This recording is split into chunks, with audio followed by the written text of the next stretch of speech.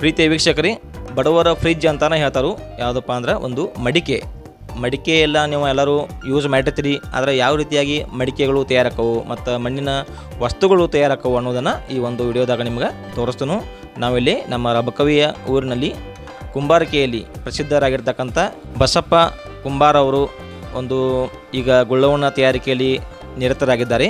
ಅವರು ಗುಳ್ಳವನ ಅಷ್ಟೇ ಅಲ್ಲ, ಬೇರೆ ಬೇರೆಯಾಗಿ ಮಣ್ಣಿನ ವಸ್ತುಗಳನ್ನು ಒಂದು ತಯಾರು ಮಾಡುವುದರಲ್ಲಿ ಅತ್ಯಂತ ನಿಪುಣರಾಗಿದ್ದಾರೆ ಮತ್ತು ಹಲವಾರು ಪ್ರಶಸ್ತಿಗಳನ್ನು ಮತ್ತು ಹಲವಾರು ಪ್ರದರ್ಶನಗಳನ್ನು ಕೂಡ ನೀಡಿ ಅವರು ಒಂದು ಜನಮಾನ್ಯತೆಯನ್ನು ಗಳಿಸಿದ್ದಾರೆ. ಇಲ್ಲಿ ನೀವು ಹಿಂದೆ ನೋಡಬಹುದು, ಆ ಒಂದು ತರಬೇತಿ ಕೇಂದ್ರನೂ ಕೂಡ ಐತಿ ಇಲ್ಲಿ ರಬಕವಿಯಾಗ. ಮತ್ತು ಅವರು ಹಲವಾರು ಜನರಿಗೆ ಒಂದು ತರಬೇತಿಯನ್ನು ಕೊಡಾಕತ್ತಾರು. ಈ ಒಂದು ಕುಂಬಾರಿಕೆ ಉಳಿದು ಮುಂದಿನ ಜನಾಂಗ ಕೂಡ ಅದು ಕಂಟಿನ್ಯೂ ಆಗಬೇಕು ಅನ್ನೋದು ಅವರ ಒಂದು ಇಚ್ಛೆ ಐತಿ. ಈಗ ಅವ್ರನ್ನ ಮಾತಾಡ್ಸೋಣ. ನೋಡಿ, ಅವರು ಈಗ 84ನೇ ವಯಸ್ಸಿನಲ್ಲಿ ಇದ್ದಾರೆ.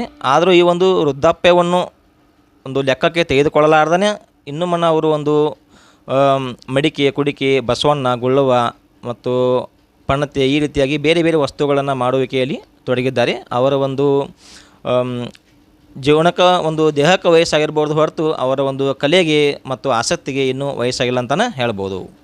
ಅವರ ಪರಿಚಯವನ್ನು ಅವರ ಬಾಯಿಂದನೇ ಕೇಳೋಣ. ಬಸಪ್ಪ ಗಿರ್ಮಲ್ಪ ಕುಂಬಾರ, ವಯಸ್ಸು 84 ಆಗಿ ಇನ್ನೂ ಮನ ಬಿಟ್ಟಿಲ್ಲ, ಉದ್ಯೋಗ ಮಾಡ್ತಾನೆ. ಇದನ್ನು ಯಾವಾಗಿಂದ ಉದ್ಯೋಗ ಚಾಲೂ ಮಾಡಿರಿ?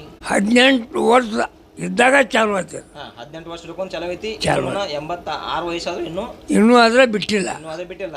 ಈಗ ನೀವು ರಬಕವಿಯಲ್ಲಿ ಅಷ್ಟೇನ ಈ ಒಂದು ವಸ್ತುಗಳನ್ನು ತಯಾರು ಮಾಡ್ತಿರೋ ಅಥವಾ ಬೇರೆ ಬೇರೆ ಒಂದು ಪ್ರದೇಶಕ್ಕೆ ಹೋಗಿ ಕೂಡ ಒಂದು ಪ್ರದರ್ಶನಗಳನ್ನು ಕೊಟ್ಟಿರೋ? ಯಾವ ರೀತಿ ಮಾಡಿರಿ?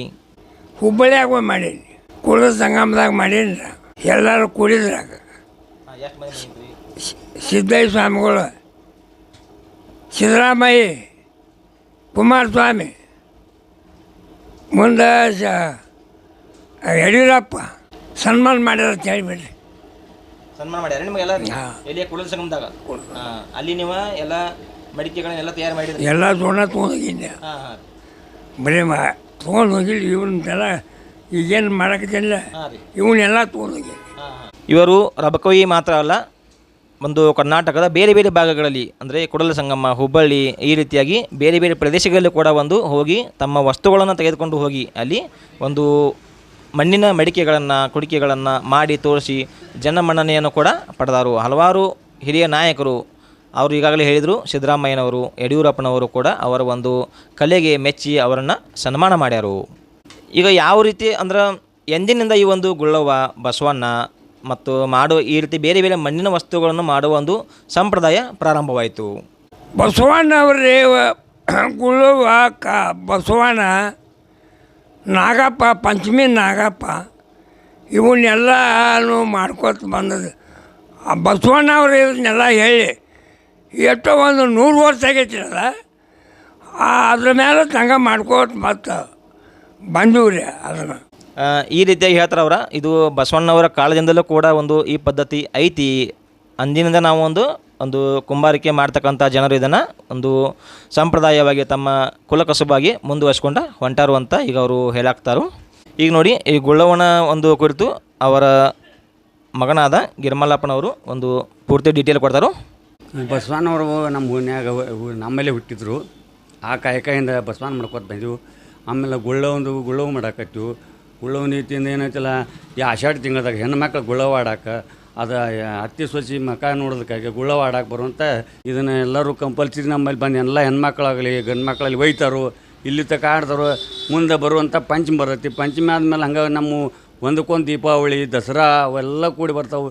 ಇದೇನೈತಿ, ಈ ಕುಂಬಾರಿಕೆದ ಉದ್ಯೋಗನೇ ಇದು ಒಂದು ಸಾಧನೆ ರೀ ಅಂತೇಳಿ ನಾನು ಹೇಳೋಕೆ ಇಷ್ಟಪಡ್ತೀನಿ. ಇವರ ಒಂದು ಸಾಧನೆಗೆ ಮೆಚ್ಚಿ ಹಲವಾರು ಪ್ರಶಸ್ತಿ ಪುರಸ್ಕಾರಗಳು ಕೂಡ ಬಂದವು. ಮತ್ತು ಇವರು ವೃತ್ತಪತ್ರಿಕೆಗಳಲ್ಲಿ, ಆಮೇಲೆ ದೂರದರ್ಶನದಲ್ಲೂ ಕೂಡ ಇವರ ಒಂದು ಕುರಿತು ಒಂದು ಸುದ್ದಿಗಳು ಬಿತ್ತರ ಆಗ್ಯಾವು. ಓಕೆ, ಅವುಗಳನ್ನು ಯಾವುವು ಅನ್ನೋದನ್ನು ನೆಕ್ಸ್ಟ್ ನೋಡೋಣ. ನೀವು ಇದನ್ನು ಒಂದು ವಸ್ತುವನ್ನು, ಮಣ್ಣಿನ ವಸ್ತುಗಳನ್ನು ತಯಾರಾಕ ಮಾಡೋದಕ್ಕೆ ಯಾವ ರೀತಿ ಮಣ್ಣನ್ನು ರೆಡಿ ಮಾಡ್ತೀರಿ ಮತ್ತು ಇದಕ್ಕೆ ಏನೇನನ್ನು ಮಿಕ್ಸ್ ಮಾಡ್ತೀರಿ? ಹೊಳಿ ದಂಡಿದ ಸ್ವಲ್ಪ ಮಣ್ಣು ಬೇಕಾಕೈತಿ, ಇಲ್ಲಿದೊಂದಿಟ್ಟು ಇಲ್ಲಿ ಕೆರೆಯೊಂದಿಟ್ಟು ಬೇಕಾಕೈತಿ. 2 ಥರ ಮಣ್ಣು ಕುಡಿಸಿ ಅದಕ್ಕೆ ಮಚ್ಚಿ ಬೆರೆಸಿ ನೀರು ಕುಡಿಸಿ ತುಳಿದು ಹದ ಮಾಡಿದಾಗ ಮಾತ್ರ ಗಡಿಗೆ ಗುಳ್ಳವ ಬಸವನ ಇವೆಲ್ಲ ಹಾಕವ್ರಿ. ಅಲ್ಲಿ ತನಕ ಏನು ಮಾಡಿದ್ರು ಆಗಂಗಿಲ್ಲ. ಯಾಕಂದ್ರೆ ಪ್ಯಾರೆ ಮಣ್ಣು ಹಾಕಿರೂ ಉಪಯೋಗ ಆಗೋಲ್ಲ. ಈಗ ಮ್ಯಾಳ್ಗೆ ಮೇಲೆ ಮಣ್ಣು ಹಾಕಿರೂ ಉಪಯೋಗ ಇಲ್ಲ. ಆಮೇಲೆ ಈಗ ಹಳ್ಳದ ದಂಡಿಗಿದು ಅದು ಕಲ್ಲ ಕಸರ ಇರ್ತೈತಿ, ಅದು ನಡೆಯಂಗಿಲ್ಲ. ಇದು ಪ್ಯೂವರ್ ಮಣ್ಣು ಸೋಸ್ಕಿಸಿಂದ ಚಾನಿಗ್ಯಾಗ ಸೋಸಬೇಕು. ಸೋಸಿದ ನಂತರ ನೀರು ಗೊಜ್ಜಿ ಅದಕ್ಕೆ ಮಚ್ಚಿ ಹಾಕಿ ಸಾದಾ ಮಾಡಿ ತುಳಿದಾಗ ಮಾತ್ರ ಬಸವನ ಉಳವೆಲ್ಲ ರೆಡಿ ಹಾಕವ್ರಿ. ಅಲ್ಲಿ ತನಕ ಏನು ಆಗೋದಿಲ್ಲ. ಈಗ ನಮಗೆ ಮಣ್ಣಿಂದು ಭಾಳ ಸಮಸ್ಯೆ ಐತಿ. ಯಾಕಂದ್ರೆ ಇಲ್ಲಿ ಕುಂಬಾರ ಈಗಾಗಲೇ 60 ಮಂದಿ ತಂದವು. ಇಲ್ಲಿ ಮಾಡೋರು ಒಂದು 6 ಮಂದಿ ಉಳಿದಾರು. ಅದಕ್ಕೆ ಮಣ್ಣನ್ನು ಸಿಗತ್ತು. ಯಾರೂ ನಮ್ಗೆ ಸಹಾಯ ಸಹಕಾರ ಮಾಡವಲ್ರು.